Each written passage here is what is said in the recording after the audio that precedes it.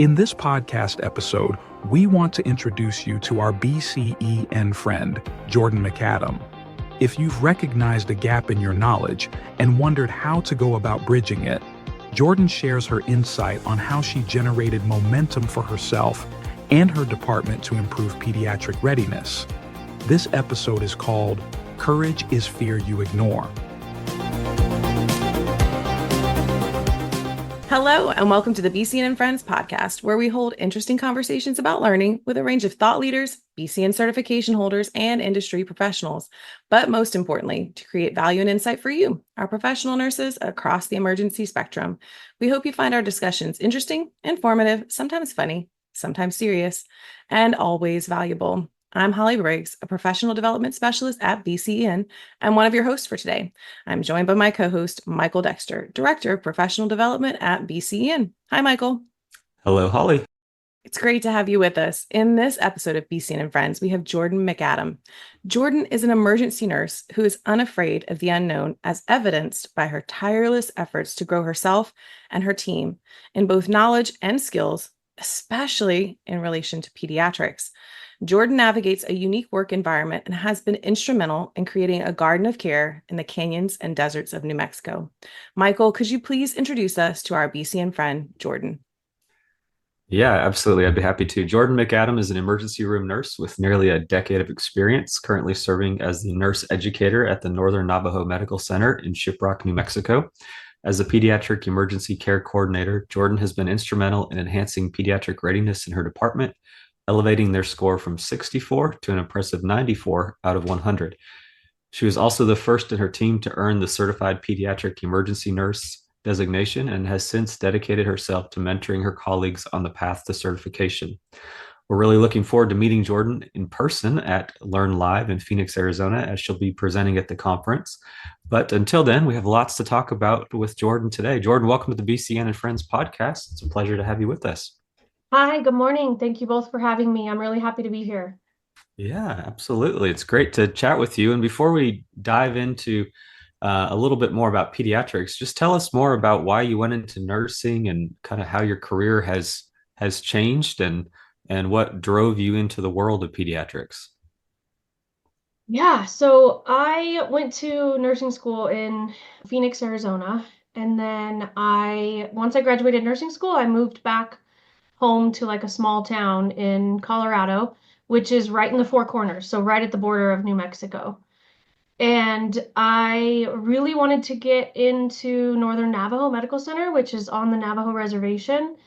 My mom had worked here my whole growing up life as a radiology tech, and she loved it. So she kind of inspired me to come here. So I got here at Shiprock and I've worked in the emergency room for almost 10 years here and absolutely love it. And I've been the educator in the ER for the last couple of years, which is where I really started diving into the pediatric stuff as the educator. And so I've been to the Four Corners area, and I also lived in the Phoenix area for quite a while. And so I know it very well. That is a very remote area. Yes. And so with that in mind, how much pediatric care do you think you're doing at that hospital? I mean, in general, what is the size of the hospital? I guess I would say. How many patients do you typically see in an emergency room like that? So we have about 15 beds in our ED, and I think, 7 of those are kind of like a super track, fast track area. But we see close to 36,000 patients a year in our emergency department. Oh. And we see probably, I can get exact numbers, but I think we're close to 400 or 500 pediatric patients a month. And that's just, we count our pediatrics under 12 years old. So under 12 years old, we see close to 500 a month. Wow. And so is this the only hospital that you've worked at ever since you graduated? You were at Northern Navajo Medical Center, or? No, I actually worked at a hospital in Cortez, Colorado, right out of nursing school. As a brand new grad, I did med surg, a little bit of ICU, but I just always had my sights on the ER and wanted to get to Shiprock. Yeah, absolutely. Well, I'm sure there's some interesting and unique differences between a reservation area hospital, a government run hospital, and then some of the privately run hospitals as well. So I was just curious if you'd had that experience of working with the differences between those various types of hospital systems before. Yeah, just a little bit. I mean, I started in private sector for a year or so, and then I've been in the government system since then. So it's a whole different world here. Absolutely. Well, that is exciting to hear that you just had kind of a focus of what you wanted when you got out of nursing school. And I think sometimes nurses come out and they know, like, this is the type of nursing I want to do. They may even know, like, this is the place I want to work at. And then there's also the complete opposite side of the coin, which is they get out of nursing school and they have no idea what they want to do. There's so many things that they enjoy. But I love that nursing is a profession where really you can kind of take both tracks and decide, like, hey, I want to try this out, or I want to, go here and learn about this. And then once you kind of feel like, okay, I'm comfortable with that, then you go on to something else. And I think that the profession of nursing in general just affords so many opportunities to nurses to be able to do that. And, I will say that not every nurse has the humility to see a knowledge gap in themselves and set out to improve it, whether that be a skill, some type of clinical presentation, a special population. I think it's really admirable of you that you saw a gap in pediatric readiness and you stepped up to improve yourself by getting your CPEN and then also serving as the Pediatric Emergency Care Coordinator for your hospital. So you saw that there was a need in your hospital as well, not just in yourself. And then you stepped up to do that. That's, again, very admirable. So what motivated you to kind of take that leap to really get out of your comfort zone and do something different? Yeah, that's a great question. It probably started when I became the educator now, which is the clinical coach position that I'm in.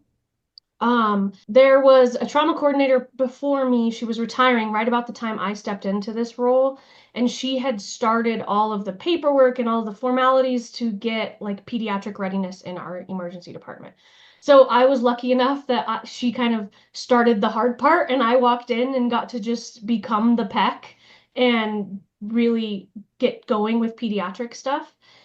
But, when I became the educator, I instantly became kind of the go-to person for any questions or clinical skills, and people were always coming to me. And pediatric was a huge point of the nurses were uncomfortable with pediatric patients and they were uncomfortable with skills. So they were coming to me with a lot of these questions, and it just made me realize, okay, I need to be the pediatric champion. I've got to improve my skills. I need to get more education and increase my knowledge in this area so that I can help the other nurses and the patients also. And then combine that with we're very rural, very rural. I mean, the closest pediatric ER is 200 miles from us. So we had a couple of really, really big, bad motor vehicle accidents with multiple pediatric patients unrestrained and just really terrible things that happened back to back, that we realized where our deficits were, that we didn't have all of the equipment and the nurses weren't comfortable with things. And you combine that with, I was in this new role as the educator, and I was like, okay, this is it. I've got to do something. I got to get more education and skills. And that's really what motivated me, I think, to start that process. I'm familiar with the Pediatric Readiness Project, and I feel like there are some nurses who would be. But when, Michael so well in his intro noted that you improved the score from 64 to 94, like, what does that improvement in your score actually mean? Like, if someone wasn't as familiar with that project, what does that actually mean? Yeah, so the pediatric readiness score, it looks at a bunch of different things in your emergency department, such as policies and procedures relating just to pediatrics, equipment that are pediatric equipment, nursing education, nursing certifications, stuff like that. And we didn't have a lot of that. So we kind of sought out to create these policies and protocols for pediatrics to improve it. We realized we need a ton of pediatric equipment, and we started getting that kind of stuff, and that brought up our score. We implemented emergency nursing pediatric through the ENA, the ENPC, for all of our nurses as required to work here. So we took these steps, and all of those things, when you look at the checklist from the Pediatric Readiness Project, help improve that score. It's pretty awesome that you took that on and improved the score so well, and wanted to hone back in on you as an individual because your hospital system certainly is doing a lot to improve the care of pediatric patients. But you took the CPEN exam and you passed, and you were recently named as the 2024 Distinguished CPEN Award winner. So what does that look like in terms of the workload, the study involved with getting your CPEN? And now that you've put all this time and effort into pediatric readiness, what does the award mean to you to have won that award out of the many applicants? Oh man, I was just thrilled. I was so excited to win that award. That means so much to me. I think that being in such a rural facility and kind of in the middle of nowhere, we oftentimes just feel like we don't matter or what we do is forgotten. The big hospitals get the recognition, the big emergency departments get the recognition. So it kind of helps, I hope other nurses see that you can make a difference in a rural community and being kind of out in the middle of nowhere. And it just creates motivation to help these communities and these underserved populations. And the recognition is just incredible. It just meant so much to me that I worked that hard and it mattered. Yeah, absolutely. Tell us just a little bit about getting your CPEN credential, if you don't mind, too, because I'd love. People often will come and say, "I want to become CPEN certified, but I heard the test is so hard, and I don't think I'm going to pass." And there's a lot of doubts. Did you feel the same way too, or how did you feel going into it? I did. I was terrified. I went into it with literally the exact same thoughts you just said. But now that I've done it, I will say there are so many good resources out there to help you prepare. And the studying, I did some of the review stuff from the BCEN website for the CPEN. I also took a review course from the ENA, which I know that they're separate, but the studying resources are there. And I think that it really, really helped me. Even just studying for the CPEN, I learned so much with pediatric care and it improved my confidence. And when I went to take the test, everybody's different, but I still have test anxiety. So I still was like, am I really ready for this? But afterwards taking it, I was like, oh, I do know these things. I have studied really hard, and it wasn't as terrifying once I was done with it. And I'm really glad that I did it. That's awesome.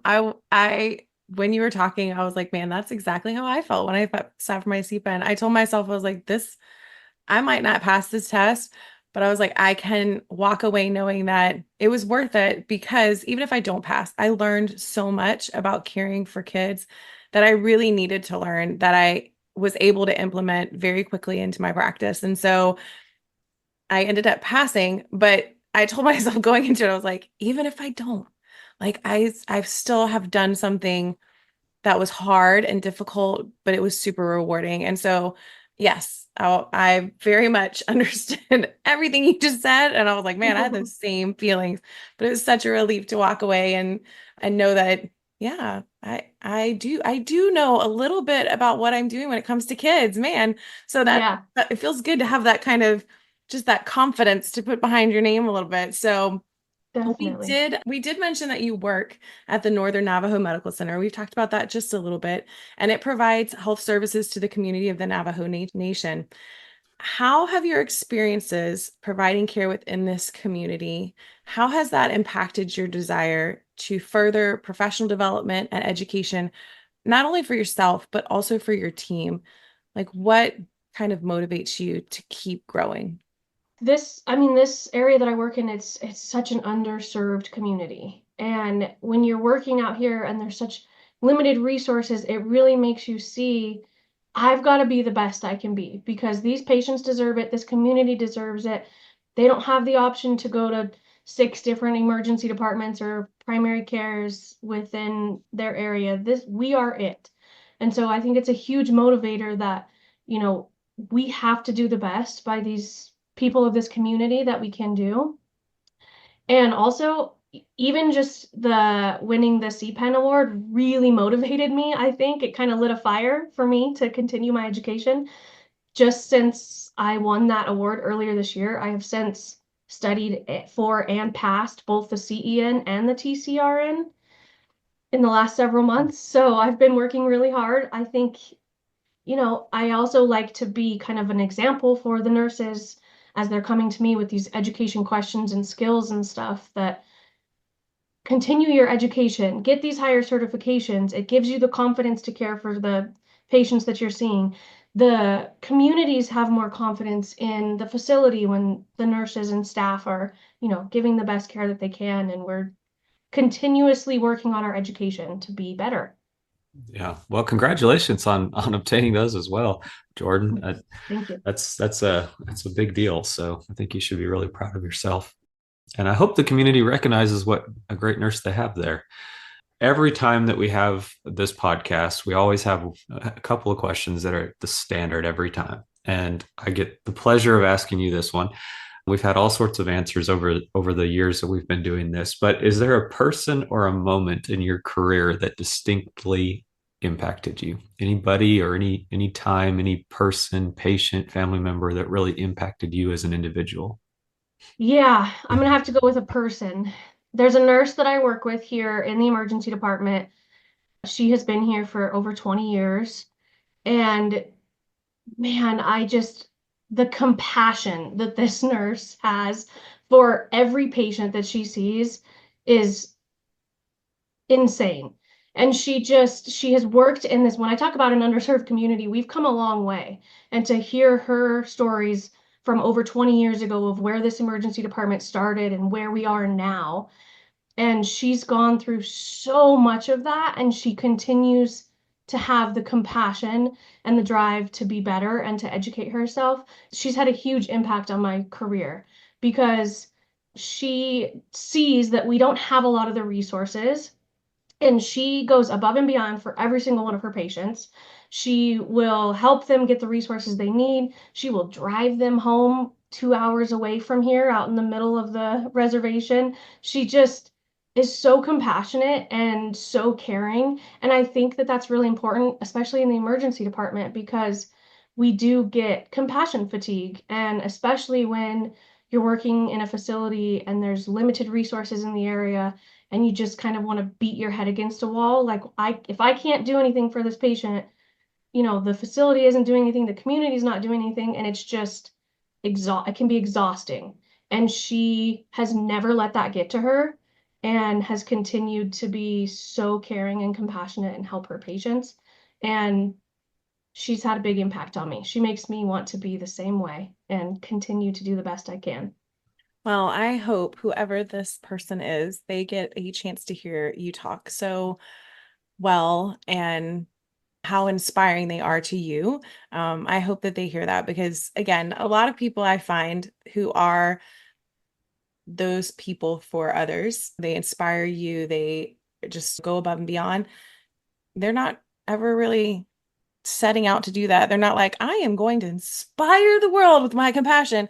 They're just doing it because that's who they are. And I think sometimes they don't even realize the impact that they're having. And then to listen to you talk, you're like, well, of course, this person is making a huge difference.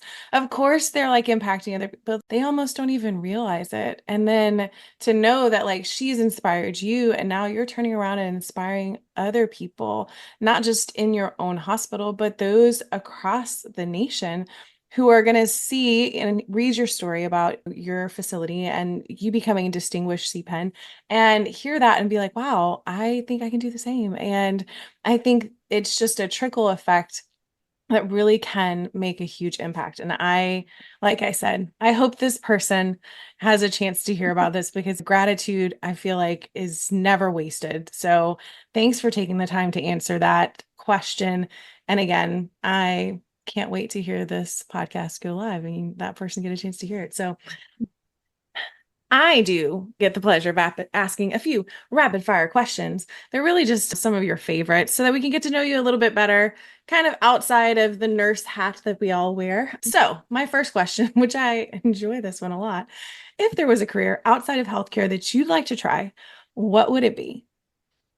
Something in the outdoor world, some kind of, hiking guide or something that I'm just out in the mountains, just disconnected from reality and people all day, every day. That would be my dream. It's kind of, I mean, I'm more indoorsy than outdoorsy, I'll be honest with you. I'm kind of like curl up with a good book situation. However, I've recently had the chance to be out in Colorado. I'll get a chance to be out in Phoenix shortly. And it's just so beautiful. Like Yeah. the, yeah, there's something about the greatness of the outdoors and the smallness of you that can be very, very inspiring. So, all right. If you want to be outdoorsy, just go out there and do it. Yes. Yes, activate all that vitamin D. All right. I'll have 3 categories of favorites. We're always looking for another good recommendation. That is true. So, what's your favorite book? And it can be all-time favorite. It can be something you're currently really into that you'd recommend for us. Most recently, I think my favorite book that I've read is The Nightingale by Kristen Hanna, or anything by that author, Kristen Hanna. She's incredible, but that's a really good book. That's my most recent favorite for sure. I agree with you. I really like her books. Yeah. I like the way that she writes, which sometimes I just like the plot line of a book, but sometimes I just like the way that the author writes about their characters and how they develop them and they give you insight. So I don't know if you can hear it, but I am definitely a book nerd. And so I'm always interested to hear like, ooh, who do you like and why? So great recommendation. I would second it for sure. All right. Favorite movie, TV show, or it can be like a binge-worthy series. Because again, we're always looking for good recommendations. Yeah, this is probably not going to be very popular, but my favorite movie that I have grown to love, my husband makes me watch this every Christmas, is It's a Wonderful Life. And I just didn't like the movie. I thought it was so boring. And now it's one of my favorite movies. I will watch it anytime. It just has such a great storyline of, one person really does make a difference and tells you kind of what matters in life. The small things matter. So it's one of my favorite movies. Unpopular opinion. No, I think you're actually in the majority of people because if anyone's actually seen that movie, I think that we realize very quickly that it's not just a Christmas movie, that it actually is kind of like a life moment movie. And I think that there are some movies, for some reason, they get categorized by like the holiday. And Mm-hmm. maybe it's just because people are feeling more sentimental around like the holidays or whatever that might be. But I will tell you, it's like those messages about like what is important and how as one person you really can make a difference in the lives of others and you do make a difference even if you don't feel like it. Like maybe those messages are just more well received during that time. I don't know. Yeah. But I'm like, maybe these are movies we should watch all the time. So that way we Yeah. always remember what's important. So what a good one. Man, now I want to go watch it. I mean, It's a good Christmas movie. movies, why do we even have a category like this? It should be awesome movies. Maybe Yeah. a period where there should be maybe snow. I don't know. All right. Favorite musical artist? Ooh, I gotta be honest, I don't have one. I like all different kinds of music. It depends on my mood. I Mm. like, older music, I guess. I like kind of classic rock or classic country or older pop punk. My playlist is everywhere. I don't have a favorite artist, unfortunately. Sorry to burst your bubble. My bubble is not bursted. Why? Because if you asked me that question, I'd be like, my list would be very, very long. And then I'd be like, well, I also really like this song by this person. But I don't Yeah. much like, so yes, I completely understand. That is a question that when people answer it with a lot of authority, I'm like, okay, you get it. I'm like, I don't have apparently enough attention for one artist. I have to be, yes, it's mood Me too. music. I mean, I'll be honest, after like November 1st, it's Christmas music season. I don't know. Like, and that's There an you go. unpopular opinion. I know some people are like, what? You don't wait till Thanksgiving after no. It was such a short window to listen to those things. I've got to get it going now. So yes, mood is super important when it comes to music. And so, yeah, you don't have to have a favorite. We just like to ask, Yeah. All Just right. anything, all the things. All of them. I like that. All right. Last question from me. What is your self-care go-to or hobby kind of outside of healthcare that helps you reset? Because as we all know, nursing is hard. It is. It's a hard job. And especially when you do it at a really, really high level, like when you're really putting 100% of yourself into your work, it can be depleting. So it's important that you take care of yourself. So what do you do that helps you reset?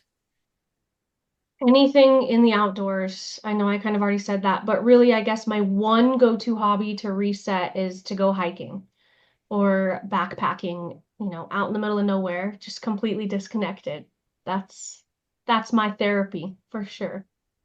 Awesome. Well, I hope you take the time and do that as often as needed and maybe even a little bit more because, again, you're doing a great job and we want you to continue to be able to do that. So awesome. Thanks for sharing all of those favorites with us, Jordan. We appreciate it.